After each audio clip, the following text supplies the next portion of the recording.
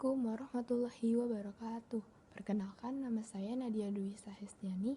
Saya dari kelas 11 MIPA 2. Sebelumnya ini adalah tugas biologi dari Bu Yati.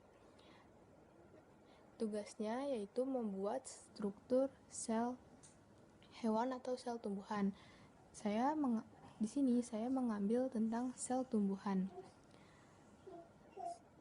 Dan saya juga akan menjelaskan tentang organel-organel yang terdapat di dalam sel tumbuhan beserta fungsinya. Yang pertama, dinding sel.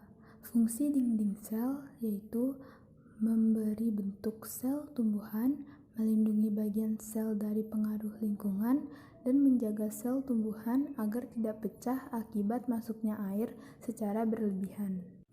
Yang kedua adalah nukleus atau inti sel. Fungsi utamanya untuk menjaga integritas gen-gen dan mengontrol aktivitas sel dengan mengelola ekspresi gen.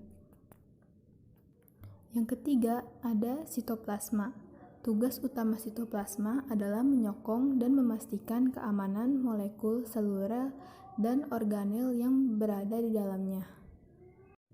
Lanjut, yang keempat ada retikulum endoplasma. Berfungsi sebagai sistem transport substrat dan hasil dari sitoplasma keluar sel dan ke nukleus.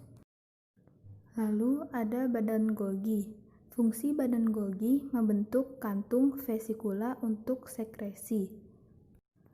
Vakuola berfungsi sebagai tempat penyimpanan zat cadangan makanan seperti amilum dan glukosa. Lanjut, ada ribosom. Fungsi dari ribosom sebagai tempat sintetis protein.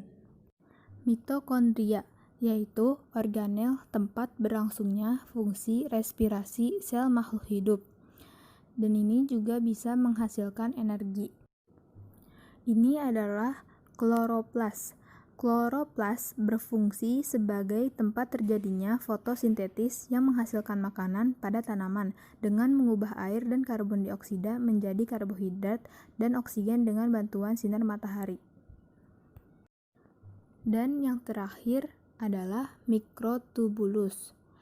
Mikrotubulus memfasilitasi pergerakan sel, pembelahan sel, dan transportasi bahan di dalam sel.